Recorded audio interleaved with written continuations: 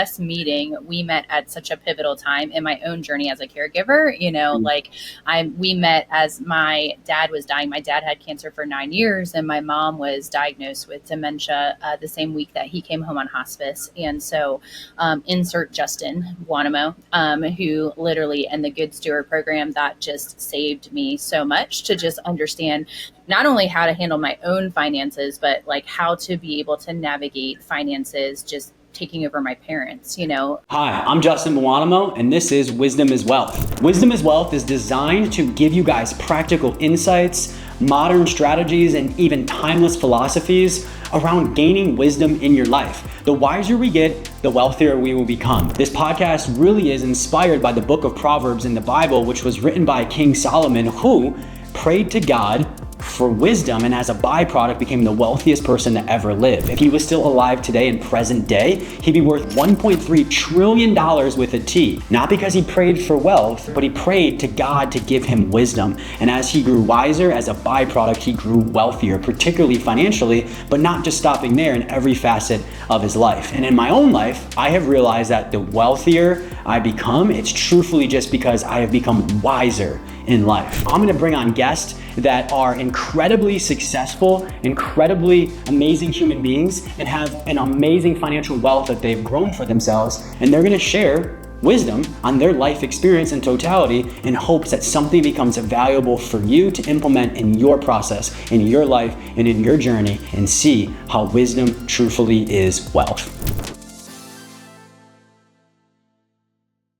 Hi everyone, welcome to this interview that I have with one of my clients inside of my company, JFF, or Journey to Financial Freedom. I probably shouldn't be saying this out loud, but she's definitely one of my favorite clients and has become a great friend to my wife, Lauren, and I over the years. And so welcome, Erin Antroinen. We beyond appreciate you being here today, especially with your busy schedule. Thank you. I'm so excited to be here. Yes. A little technical difficulties running in that's why we're laughing right now. But we know it's about to be good. It's exactly it. It is exactly it. And so, anyways, Erin, before we hop in, can you briefly describe who you are and what you do? Yeah, so I'm Erin Antroinen. I am a faith-led caregiver coach, I guess, if you will. I basically help dementia caregivers that are navigating how to manage burnout and just understanding how to navigate the journey of dementia caregiving and taking care of themselves. And she's darn good at it too. Yeah. Like she has her own journey. You guys have to check her out separately after this interview for sure. But an incredible human being and has been an incredible client of ours at JFF, like almost from the beginning. And particularly just trying to talk today about your experience inside the Good Steward program. And so would you be able to share a little bit about how your financial stress has turned into financial peace as a result of you going through the Good Steward program? Man, well, it's interesting because us meeting, we met at such a pivotal time in my own journey as a caregiver. We met as my dad was dying. My dad had cancer for 9 years, and my mom was diagnosed with dementia the same week that he came home on hospice. And so insert Justin Guanamo, who literally in the Good Steward program, that just saved me so much to just understand not only how to handle my own finances, but like how to be able to navigate finances, just taking over my parents, like being able to do both at the same time. It was a huge stress while navigating a lot of grief and navigating a lot of just hard times. Right. And so finances are stressful enough when you're doing it on your own, let alone trying to do it for somebody else. And you're dealing with death from one parent, but then also literally I'm watching my mom die before me at the same time, essentially. Like she's not dying, but dementia by all intensive purposes, you're losing affects of them every single day. So it was just a lot. So yeah. I when we had first met, I remember you having a lot on your plate. And as you mentioned, managing your finances in the first place is already stressful, and throwing everything that you went through. You've just been doing such a phenomenal job over the years. I know you beat yourself up a little bit. That's what we're similar in, but just so incredible. And I think your faith has, a lot to do with that. And speaking of faith, and something in the faith-based community that seems to be positioned as evil, or all debt is bad. There's mainly debt, right? Yeah. And so can you describe how your mindset around debt has changed since working with us?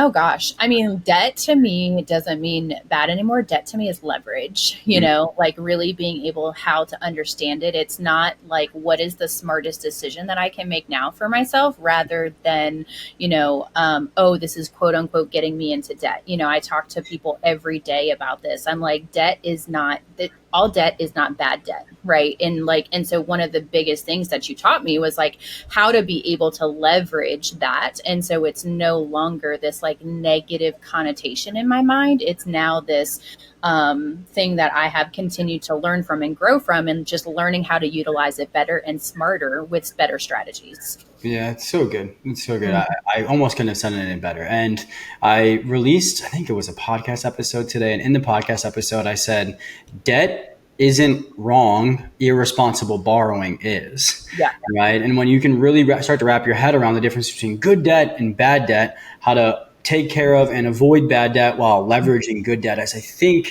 where you start to take the next step with your finances, particularly as a believer. And so, I'm always so proud when people can grow in that mindset. And again, me and Erin aren't sitting here telling you to go rack up debt. That is not what we are saying. We are saying learn the difference between good debt and bad debt and leverage the good debt and try your best to stay away from the bad debt, because that'll help you stay away from some challenges. Yeah. And so speaking of challenges, two-part question here. What were the main challenges you faced before working with us? And did you feel the only way to grow past them was either make more money or just cut out the lifestyle you enjoyed?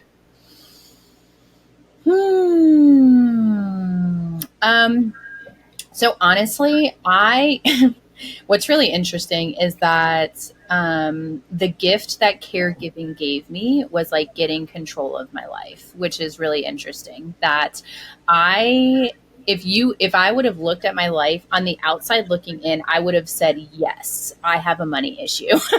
But in the moment, I never said to myself, I have a money issue. But it wasn't until caregiving happened and my life fell apart that I was like, oh crap, like there's an issue here. And so it was really one of those things that was really just a highlight of it.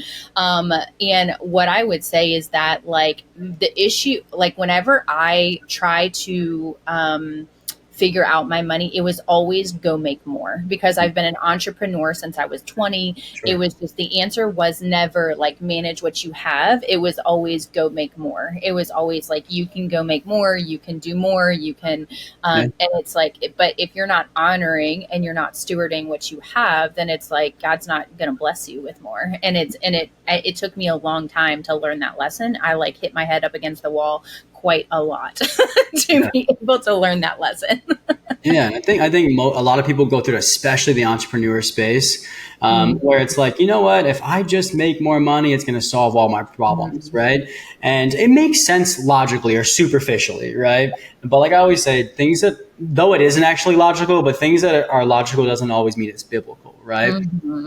And, I think in the short term, making more money helps. It'll pay the overdue bills or the bills coming up, put a little money in your pocket. But in 30 days, without bettering your financial management skills, you're probably back in the same exact position, Mm-hmm. And so I think that's great that you're listing out the challenges before that, like, needed to take control of your finances, right? And then ultimately needed to realize that bettering your finances has a heck of a lot more to do than just going and making more money. Yeah. And again, we're not against making more money. It just has to make sense, right?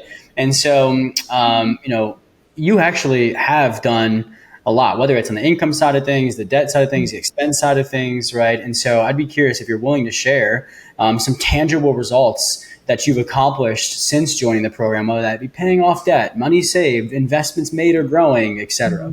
So I think, man, I was just looking at this the other day. I mean, number one, I feel good about a budget that I can continuously come back to. Like, even if it's been a while, like I'm not going to sit here and act like I'm perfect, right? There's how many times have I messaged you being like, it's been a minute. And so, but like each time, like there's so much grace, right? And so that's number one. Number two, gosh, my credit score has jumped 200 points, which is crazy. Yeah. So that's amazing. And so maybe it's a little under 200. I might be like over guessing, but it's like right around 200 points. And then Gosh, I've been able to invest. I paid off all my debt. Well, I have some debt that I'm still paying off, but that's more of like a long-term payment plan. But all of like my immediate debt, right, that's affecting my credit score, all of that stuff is being paid off. And then I've been able to invest, gosh, over 100,000 into different investments, like all of that sort of stuff, like over the last 5 years since we've been working together. So, I mean, I would say huge, just I'm so grateful. Like, I mean, literally my life is completely different. That's so awesome. I'm so proud of you. Thank you for sharing that. That's really cool. Really cool to hear. Mm-hmm. And, I think the coolest part is like, I always tell people like, finances doesn't have to be quantum physics. It shouldn't take a ton of time. Yes, there's going to be seasons that you go through. You got to gather some information, build some documents, right? But really, if you're doing it the right way, it shouldn't be a crazy amount of time. And so can you describe the time commitment required from your end during our collaboration and what responsibilities you had and maybe what were some of the things we took care of? I mean, gosh, I mean, I've collabed with you so many times. I'm a continuous collabor. But I know that like I got help with like my budget being set up, like the actual physical thing being set up, just like the ongoing coaching. So being able to understand how to actually utilize the budget, being able to understand what the numbers actually mean. And this is, I think, like, because we make up stories in our mind of what we think things mean and like if it's good, if it's bad, like all of that. So really, you guys helped me to be able to navigate a better narrative in my mind. So that way, if I saw a red on the paper, like it didn't always mean that. You know, it wasn't always this like, I suck at money. Here I am effing it up again. I suck. Like, I'm going to do terrible again. I'm going to ruin my life. And like, the truth is like, that's not true, you know? And so, but I think so often like our old money patterns can like tell the story and we just have to know. And just like what you have taught me so much is like let the numbers tell the story, like get out of your head and don't you make up a story, like let the numbers dictate the story. And then from there, you can make minor adjustments to whatever you need to do to be able to make it happen. I love that. And what would you say the time commitment each week, let's just say for you to, when you're in the budget, you're managing it well, you know, you're participating in the program, how many hours did you say that takes you a week collectively? I mean, when I'm on top of it, less than an hour. Exactly. Right. Like that's so awesome. For the week. It's so awesome. And I just think that's just so cool to be able to put in an hour or two to get best results. Right, collectively on throughout the week. And so I really like the point though that you made about like actually understanding what's going on. Because I think if you're not tracking numbers in the first place because you're overwhelmed by budgeting or don't like it or you've been put on wrong systems before, you avoid measuring your money, but you can't improve what you're not measuring. And also when you're not measuring your money, just a lot of subjectivity is floating around. Like you're making guesses at what's happening. And if you leave it up to people like us that are high achievers to make up a story about what's going on, well, we're going to be down doomsday trail all day long, right? Mm-hmm. And so when you actually put numbers to your budget, you stop stressing as much, even if you're not as pumped, even if you're not like extremely pumped about the numbers, you at least feel way less stressed because you feel in control and you feel informed, right? Mm-hmm. And then also just to be able to see, okay, what's actually going on? So we have some accurate data to then paint a correct picture of how we can do better or how we can move forward. And so I think a lot of people, when they do come into JFF, they're surprised that literally our budgeting system actually allows them to live their life and spend their money and make financial progress all at the same time, and really is very simple to manage and only takes 1 to 3 minutes a day at most.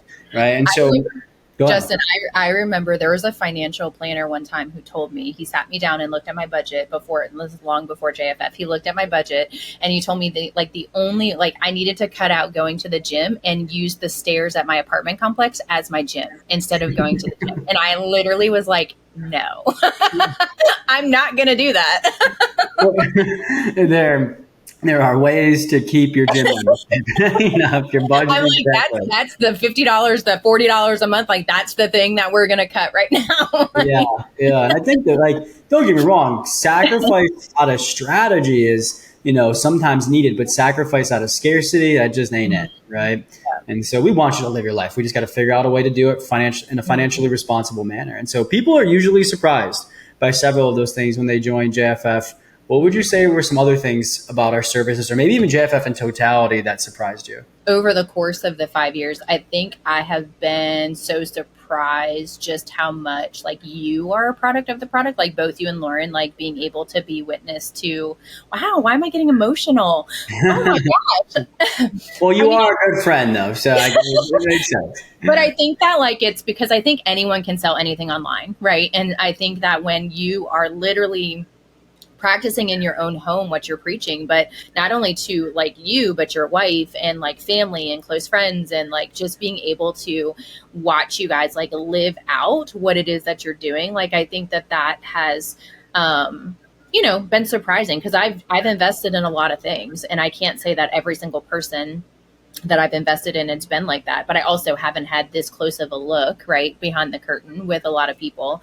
But it is just, and I think that that trickles down into every single person in your company. I think that every person that you employ, you literally ingrain that into who they are as people, how they engage with your clients. Like, your clients, like it's this like, we become like family, and it's kind of just this like really beautiful process that happens in growth. And it's just, and you just feel really safe.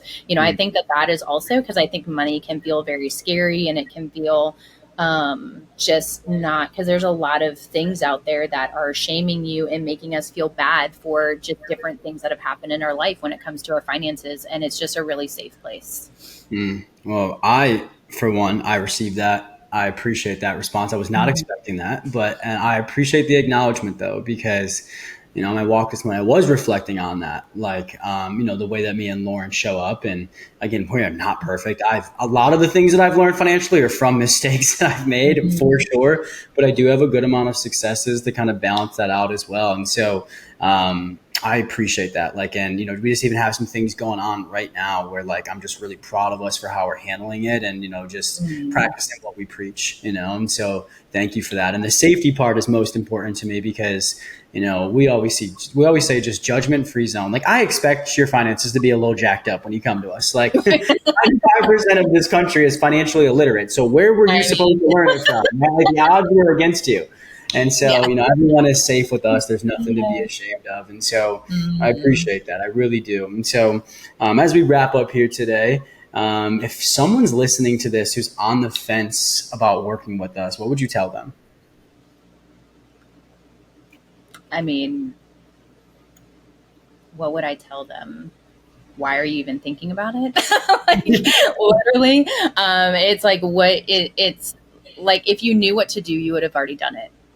I think that that is the biggest thing. Like, if you knew what to do, you would have already done it. And, and because money, what I've learned so much is that this is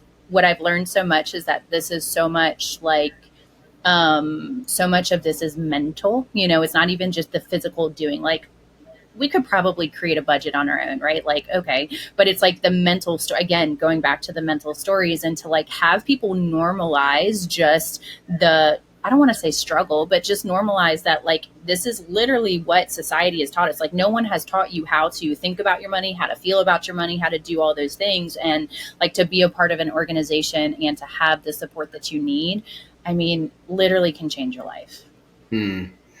I love what you said in the beginning of that, because I tell people all the time, like, if you're in your 30s, 40s, and 50s, and they're like, I'm going to try to figure this out on my own. It's like, if you could have figured it out by now, you would have. Right. So, and so I 1000% agree with you. No shame in anybody's game. You just weren't taught this, and there's not many resources out there to be able to teach you. And so I appreciate that though, because I always say to people, I'm like, at this point, I'm like, just Google us, just go to our websites, our profiles, whether it's social media. We have hundreds of client testimonials for a reason. We are not perfect by any means, but our services really are your mirror. You'll get out of them what you put into it. Right. And I was talking to somebody the other day, and I was like, I know I'm not perfect. I know we're not perfect, but we have a lot of data to prove that if people just trust, commit, play their part, they get amazing results, let alone their life's changed. And so I think you're walking proof of that. And we just beyond appreciate you as a client, as a friend, and, as an interviewee today. And so before we wrap up, any final thoughts you want to tell the viewers? Well, actually, what I was just thinking about, actually, I was like, oh, we didn't really talk about like putting God into your finances. Like, I know that's the whole premise of like the Good Steward and like all of that stuff, but like it Yeah. just never fails. Like time and time and time again, every single time that I practice faithfulness and steadfastness and stewardship, like literally, and this is, and I heard you say this on a post the other day, that like God is not this like genie machine where it's like you put a quarter in and then you're like given blessings, like, and I know just from my walk with God, but what I have seen time and time again is just like God's faithfulness. When I'm obedient to the things that I know to be, it's the only time in the Bible that said God says, trust me, when Yeah. it comes to your finances and when it comes to like tithing and honoring your money and like doing all of that. And so I just Mm. really wanted to just echo that, like your mission with that, because I think like just I have seen firsthand, like I've made hard decisions with money, even just recently, where I'm just like, oh, I don't want to do this, but like this is what I'm supposed to do, and like it's it's crazy how, but I'm also like looking for it. I think sometimes people say, oh, well, God shows up for you in these crazy ways. And I'm like, I think it's only crazy because I'm actually looking for it. Like I'm like walking in expectation of that. And so Mm. I think that just my final thought is just to walk in expectation for what God is going to do in your finances, and like honor God and watch what he does for you in your life. That's so good. That's so good. And it's just a great way to end, because I just have making it my life's mission now to help people fully just understand what God thinks and says about money and how we should manage it in a way that honors him based on biblical wisdom without all of the outdated, fearful, and restrictive feelings finances usually brings on people, which was never God's intention. Right. Mm. And so I appreciate you bringing that up. And that's just such a beautiful place to end. So, Erin, thank you again so much for being here. We really appreciate you. Thank you. This was awesome. Of course, of course. And so, thank you everyone for watching this interview. I hope it inspired you. If it did, share it with somebody else that it would inspire. If you have some takeaways, drop it in the comments. And if you're not subscribed yet to the channel, make sure you do so you can get notifications every time we post. And we'll see you in the next interview.